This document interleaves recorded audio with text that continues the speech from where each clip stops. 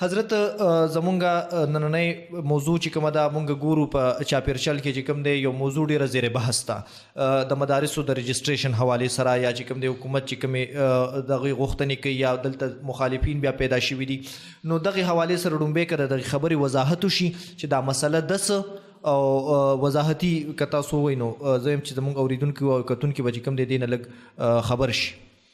چې او ضرور دا ډیره دې وخت په علمی مجالسو کې مدارسو کې او با عام سیاسی بحث کې دا یو اهمه مسله ده دې وخت کې نو ضرورت د دې خبرې ده چې دې خبرې واقعي وضاحت وشي. بالکل ګوره جی مدارس په دې ملک کې برسر زمین دي او الحمدلله مدارس د دې ملک او د قوم او د ملت ډیر عظیم خدمت کوي، ډیر عظیم شان خدمت الحمدلله.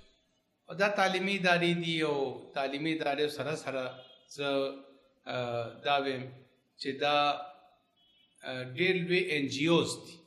صحیح. یعنی نان ګورنمنٹ ارګنایزیشنز بالکل جی. دا مدرسې چې کوم غیر سرکاري سماجی خدماتو والا ادارې دي په هغې کې زه وایم چې د مدرسو د چین نه غټ بل یو چین ماته نه ښکاري. صحیح. او بله غټه اداره ماته نه ښکاري. صحیح. دا مدرسې د قیام پاکستان نه پس جی دا د دې رجسټریشن د 1860 د سوسایټیز ایکټ تحت کېده. ښه جی. او د 1860 د سوسایټیز ایکټ چې کوم دی نو په دې کې ټول ان جی اوز جی ټول هغه ادارې چې کوم غیر سرکاري طور سره جی هغې د معاشرت کې خدمتونه کوي هغه پکې رجسټرډ کېدي. اوقاف او دغه شان نور ادارې نو د مدرسو هم دا هم یو حیثیت و څنګه چې هغه تعلیمي ادارې دي دغه شان دا مدرسې ډېرې لوی ان جی اوز دي څنګه چې ما تاسو ته عرض وکړو.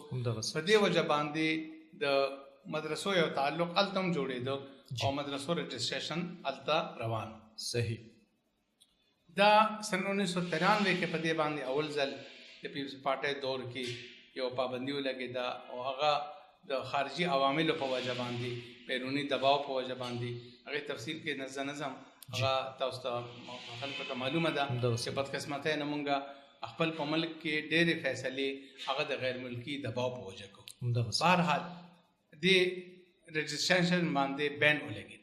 صحیح. او دا بین دې کې د دوران کې بیا د اتحاد تنظیمات مدارس جی چې هغه د مدرسو د 15 بورډونو یو اتحاد دی جی او په هغې کې وفاق المدارس العربیه پاکستان چې هغه محتاج تعارف نه دی او د بریلوي مکتب فکر تنظیم المدارس اهل سنت پاکستان د سلفی حضراتو اهل حدیث حضراتو چې کوم بورډ دی وفاق المدارس سلفیه پاکستان او جماعت اسلامی سره چې کوم مدرسې ملحق دي د هغوی یو بورډ دی رابطة المدارس الاسلامیه پاکستان او د شیعه مکتب فکر چې کوم یو بورډ دی وفاق المدارس شیعه.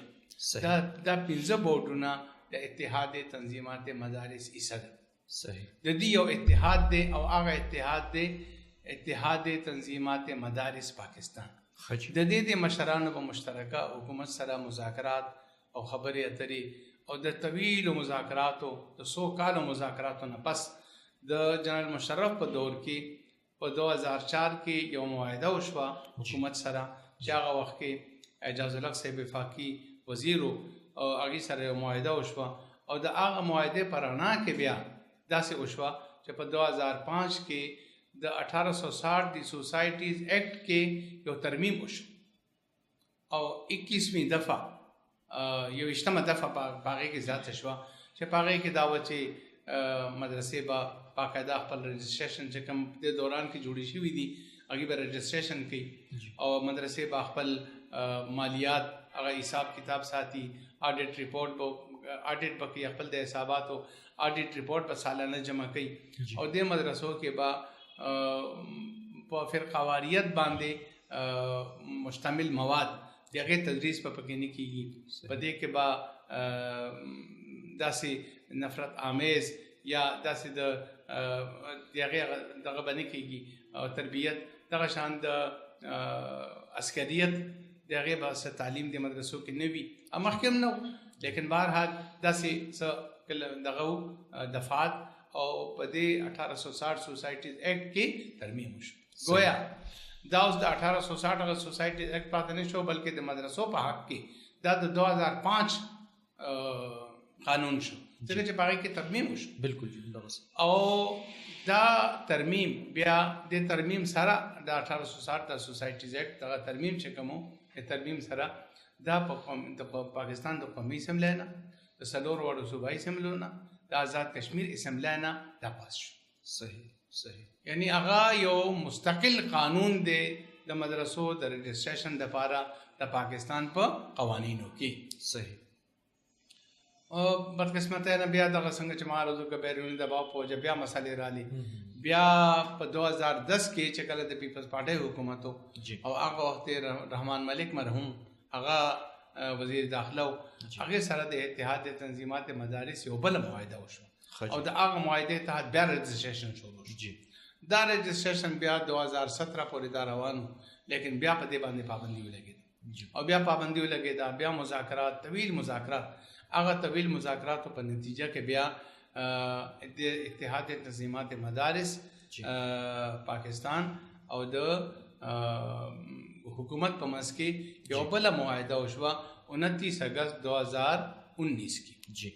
او هغه د 29 اگست 2019 کې چې کومه معاهده وشوه نو د هغې د معاهدې تحت دا لازم شوه چې مدرسې به د وفاقي وزارت تعلیم او پیشورانه تربیت د هغې سره رجسټریشن کیږي.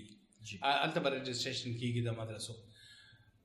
دا یو خبره شو او دې سره دا وه چې تر څو پورې چې وفاقي وزارت تعلیم او پیشورانه تربیت کې د رجسټریشن دپاره داسې یو پروسس شروع شوی نه وي هغې پورې هغه مدرسې چې کومې د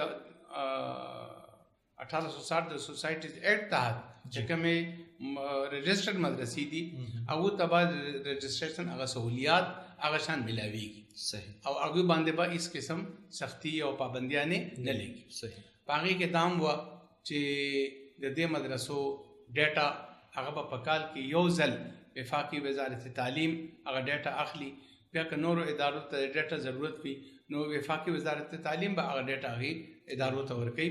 نور به پولیس والا او سپیشل برانچ والا او آئی ایس آئی او ایم آئی او نور ادارې هېڅوک به مدرسو ته نه راځي. دا د هغه معاهدې یو حصه وه. دې سره سره دا وه چې دې دوران کې د مدرسو د 50-60 سال قدیم اکاؤنټونه هغه چې کوم روانو نو هغه بند شوي وو. دغه شان نوي اکاؤنټ بینک اکاؤنټس هغه کولاوېدل نه. نو دې معاهدې حصه دا هم وه چې هغه فریز اکاؤنټونه چې کوم دي منجمد هغه به بیا کولاویږي او نوي سرنه چې کومه مدرسو ته ضرورت دی نو بینکونه به د هغې اکاؤنټونه کولاوي. او دغه شان په د دې معاهدې حصه دا هم وه چې غیر ملکي طلبه چې هغه د مشرف په دور کې د هغې په راتلو باندې پابندي لګېدلې وه. د پاکستان د مختلف د دنیا د مختلف ممالکو طلبه به راتلل او په پاکستان کې به تعلیمونه حاصلول لیکن په هغې باندې پابندي لګېدلې وه. دغه معاهده کې دا هم وه چې دغه پابندي به ختمیږي. نه به صرف پابندي ختمیږي بلکې دې طلباو ته به د 9 کالو ویزه میلاویږي چې هغه خپل تعلیمي هغه دغه تکمیل وکړي او د هغې نه پس بیا هغه خپلو ملکونو ته ځي. لیکن حکومت د طرف نه د دې یو معاهدې باندې هم عمل ونه شو. بس صرف په یو خبره باندې زور دی چې تاسو وفاقي وزارت تعلیم سره رجسټر شئ. د ډیټا کلیکشن په هغې کې چې کوم مشکلات مخکې وو هغه اوس هم دي بلکې هغې کې اضافه شوې ده. د مدرسو بینک اکاؤنټس چې کوم فریز شوي دي تر اوسه یو نه دی کولاو شوی او چې کوم مدرسو ته د بینکونو د اکاؤنټونو ضرورت دی د هغوی اکاؤنټ نه کولاوي. هغه ډېر لوی یو مشکل د مدرسو دپاره جوړ شوی. یو طرف ته مطالبه دا ده چې ستاسو مالیات هغه د بالکل صفا سوتره وي او تاسو به آډټ کوئ. چې بینک اکاؤنټ نه کولاویږي د یو مدرسې هغه به په آډټ په کوم بنیاد باندې کوي څه پته به لګي چې د دې هغه د آمد وسایل او ذرایع هغه څه دي د کوم ځای نه پیسه راځي او کوم ځای کې خرچ کېږي. حکومت دا یو مشکل جوړ کړی. یو طرف ته وي آډټ به کوئ بل طرف ته د مدرسو اکاؤنټ بینک اکاؤنټس نه کولاوي. صحیح دغه شان د ویزو په هغه معاهده باندې په هغې باندې هم عمل ونه شو. صرف په یو خبره باندې زور دی، هغه دا چې تاسو د وفاقي وزارت تعلیم او پیشورانه تربیت سره رجسټریشن وکړي. صحیح. نو د هغه رجسټریشن نه بظاهر دا یو خبره معلومیږي چې حکومت سره د مدرسو د نصاب او د نظام کې د وزارت تعلیم په لاره باندې یو تبدیلیان کول غواړي خپل د مرزه مطابق د مدرسو د حریت او د ازادۍ او سوال دی او نور یو چې کومه معاهده وا په هغې باندې حکومت عمل ونه کړو. لہذا اتحاد تنظیمات مدارس انکار وکړو چې مونږ به وفاقي وزارت تعلیم سره خپل رجسټریشن نه کوو او مدرسې به بیا هغه چې کوم د 1860 سوسایټي ایکټ دی ځکه چې هغه یو قانون دی چې هغه قومي اسمبلی منظور کړی دی، هغه د پاکستان څلورو واړو صوبایي اسمبلیو منظور کړی دی، هغه د آزاد کشمیر اسمبلی منظور کړی دی.